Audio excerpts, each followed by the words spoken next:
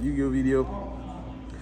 I just want to give a shout out to my testing group, helping me get myself prepared in such a sense for national season.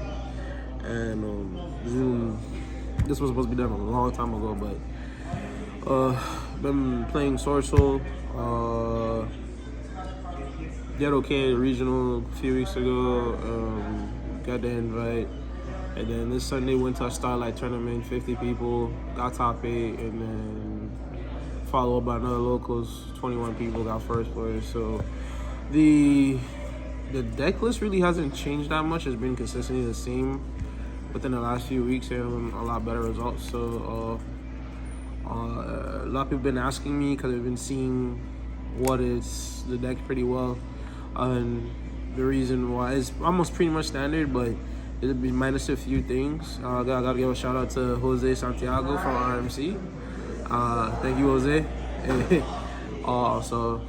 And here's the deck profile. So right here we got 2 Pie Desires. You play Call by the Grave.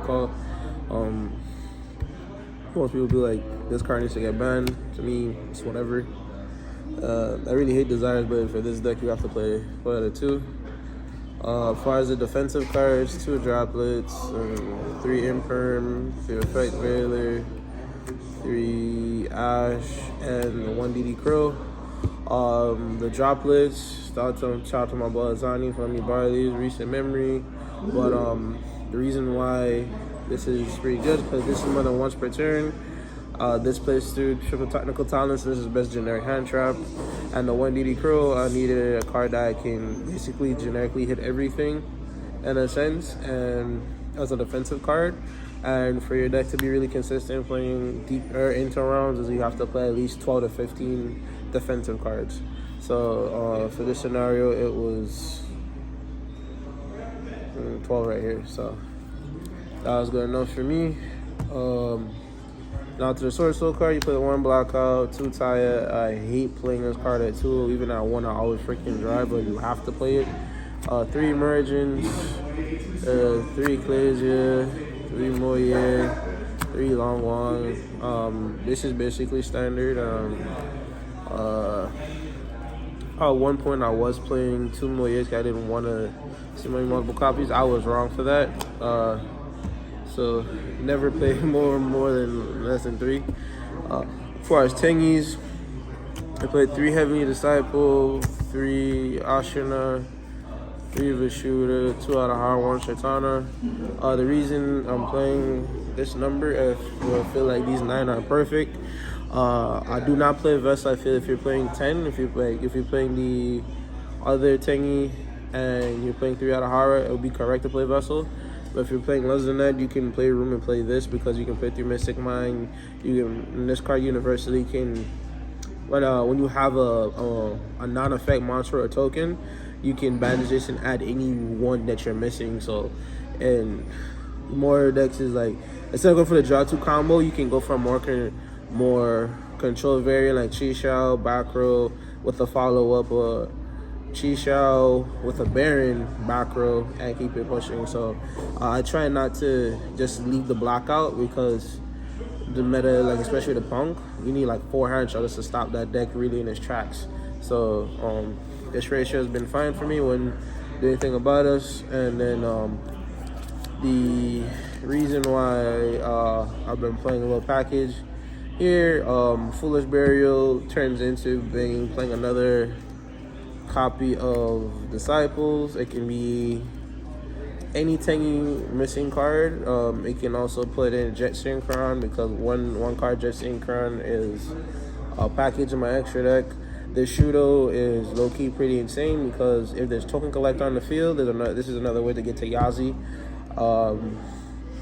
And then with the long gong in the field, sometimes you can't make the get rid of your token, so you can, again, this is pretty good, and it's all a lot of problems. This engine is literally low-key insane. It's easy to side this out and keep that in and keep this in, but this is the package really good. Deal with the sideboard first. We play one Chow Fang. We don't mean Chow Fang because in the extra deck, because just to put the Jet Synchron package in, we had to find a way. Like, this card is really good in the mirror match and against ABC. Anything that's light heavy, this is really good. And being able to search out any tuner is relatively good. 3 Nibiru, gets combo decks and everything. Turigeki. We don't play Lightning Storm and we don't play Dark Riddle no more because with Omni negates, first off, Dark Riddle no more means they take no damage. Even when you burn with Long Wong, I think that defeats the purpose. And players respect Lightning Storm. And if something's in defense and I need to get rid of it, then the Lightning Storm doesn't fulfill its ability that I needed to do. So Regeki is, and this is at 3, so you can play 2 and get away with it, or sometimes you can play Regeki in your opponent chain and you just go droplet, send Regeki, and Regeki resolves. So that's one thing. You play 3 Cosmic Cyclone and not Twin Twister because you actually don't want to discard cards, and paying 1,000 life points is okay in this deck, and it's chainable. You can also deal to the Scythe Lock that is still very popular. Play 2D Barrier. I'm real controversial with this card. It works sometimes and sometimes it doesn't. It can be good in the mirror match. It's great against Despia, but just that one turn, sometimes it can be great, sometimes it can be bad. So I can see myself probably keeping this in the deck or taking it out all together because it's really subpar. So and then you play the 1 Red Reboot because this card is insane. Eldritch, I respect Eldritch and any deck that plays a lot of trap cards, so I respect this card. I respect those. And the best card in my sideboard, which I have really been winning a lot with, is Anti-Spell. I've never played less than 3, and this card's insane. It's really insane. That's the sideboard. For the extra deck, we got your tokens for when you're doing your plays, and then the extra deck. I'll save this for the end here. You played one Yazi, 1 Backshot, which is controversial. The 1 Backshot, I can see a lot of people saying, well, why are you playing 1? Because I have another package in it.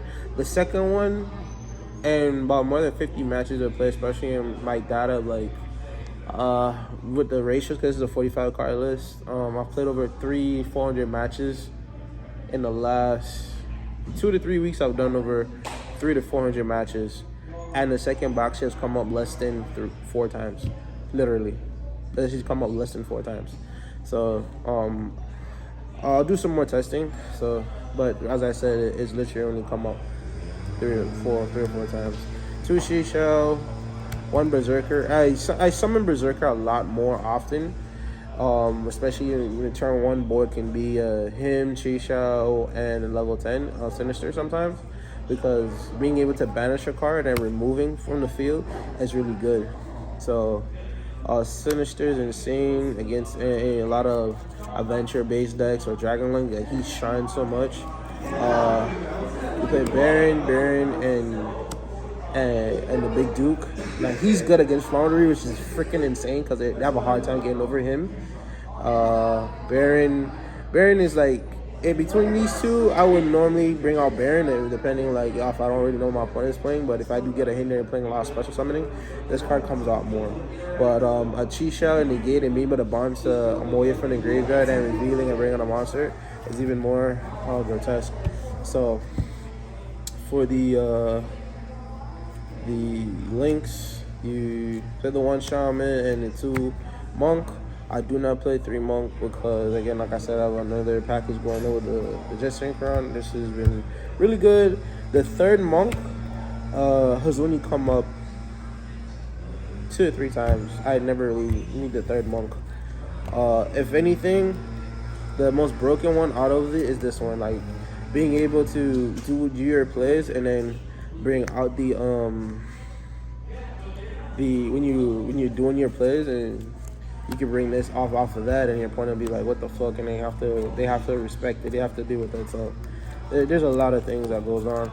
And then the package here is Relinquish Anima, Needle Fiber, Celine, and Access Code. This package has been fucking insane. I've only gotten a beard like once or twice, but overall hindsight 2020, this package has over fucking performed. There'd be so many times where I'll get flipped dimensional barrier on, and I just okay, and then you just link climb and make this and kill them, and it'd be like, what the fuck?